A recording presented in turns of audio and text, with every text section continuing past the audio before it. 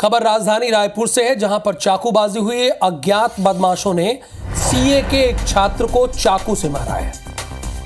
छात्र के पेट और पैर में चाकू से हमला किया है।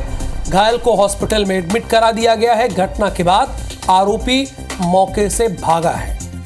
बूढ़ापारा बिजली ऑफिस चौक की यह वारदात है। छात्र के पेट और पैर में चाकू से हमला किया। अब देखिए, लगातार राजनीतिक प्रदर्शन भी हो रहे हैं। कांग्रेस इस बात को लेकर घेरने की कोशिश कर रही है कि ये रायपुर है या चाकूपुर है। हालांकि इस मामले में छत्तीसगढ़ के मिनिस्टर ने जवाब दिया। उन्होंने बताया कि आपकी चिंता समझ में आती है, लेकिन जो आंकड़े बताते हैं वो पहले के अकॉर्डिंग अपराध घटे हैं। अपराध का ग्राफ घटा है, यानी क्राइम का ग्राफ घटा है। लेकिन फिलहाल ये जो खबर है वाकई चिंताजनक है। सीए के एक छात्र पर चाकू से हमला किया गया है, और ऐसा नहीं कि उसकी किसी से कोई पुरानी रंजिश हो, वो तो जानता भी नहीं है। अभी तक इस बात के बारे में किसी को बताया नहीं। वो लोग अज्ञात थे, यानी अज्ञात बदमाशों के खिलाफ एफआईआर दर्ज की गई है।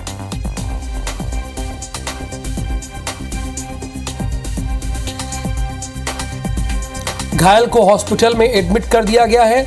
और अब सवाल यह है कि ये चाकूबाज कौन है, क्योंकि अभी इनके अज्ञात में इनके खिलाफ कार्रवाई की जा रही है। यानी पुलिस को इस बात का इल्म नहीं है कि इस वारदात को किसने अंजाम दिया। ये देखिए, पेट पर चाकू से कई वार किए गए हैं। हम आपको दिखा भी रहे हैं। अभी सीए का छात्र हॉस्पिटल में एडमिट है। पैर में भी चाकुओं से वार किया गया है।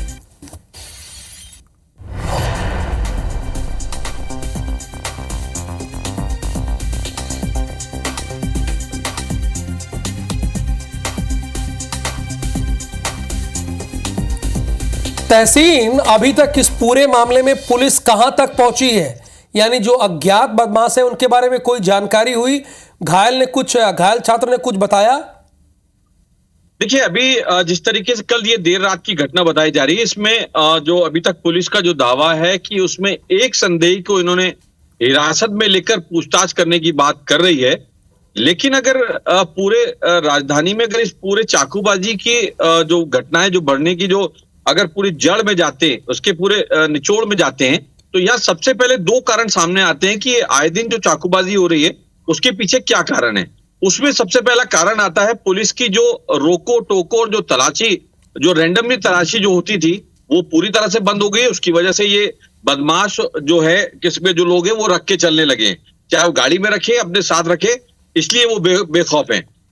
दूसरा, उसमें ये बात सामने आती है कि इसमें जो पुलिस वारदात के बाद जो अपना रिकॉर्ड सुधारने के लिए जो गंभीर धाराओं में मामले दर्ज करने चाहिए आरोपी के खिलाफ, वो नहीं करती है, जिसकी परिणति ये होती है कि वो कोर्ट जाता है मामला और वहां पे छोटी धारा समझ के उसको छोड़ दिया जाता है। तो उसके बाद फिर से वो पुनरावृत्ति करता है।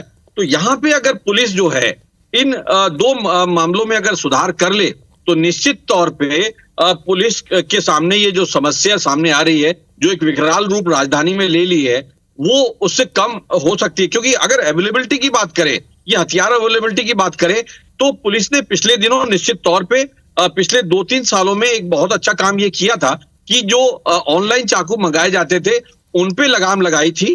बहुत बड़ी संख्या में इसमें जब्ती भी बनी थी, दुकानदारों पे भी कार्रवाई की गई थी। लेकिन अगर पुलिस इन दो मामलों में अपने सुधार कर ले, एक तो ये जिसमें कि धाराएं कम लगाती है जिससे कि अपने थाने का रिकॉर्ड ना खराब हो कि चाकूबाजी, वो अब मजेदार बात यहाँ पे ये बता दें दर्शकों को, पुलिस अपनी एफआईआर में लिखती जरूर है धारदार नुकीली वस्तु, लेकिन जब्ती करती है चाकू की, लेकिन चाकूबाजी से इनकार भी करती है, धारा लगाने से भी इनकार करती है।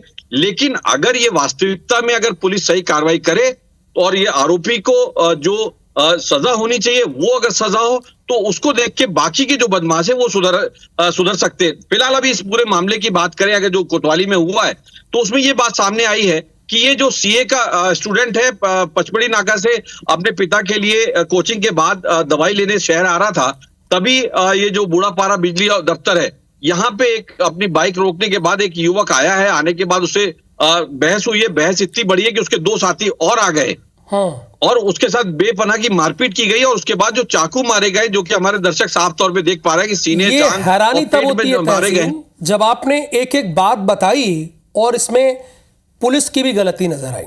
भाई आप हल्की धाराओं में एफआईआर क्यों दर्ज कर रहे हैं? जब चाकू से हमला किया गया है, बरामद आप चाकू कर रहे हैं, तो आप इसमें नुकीली वस्तु क्यों दिखा रहे हैं? ये क्या मंशा है? और दूसरी बात कि कहीं उनके थाने का रिकॉर्ड ना खराब हो जाए, धारा इसलिए भी कई बार ज्यादा नहीं लगाते हैं। ये बड़ी हैरानी की बात है और इस ओर एसएसपी को ध्यान देना चाहिए। आगे बढ़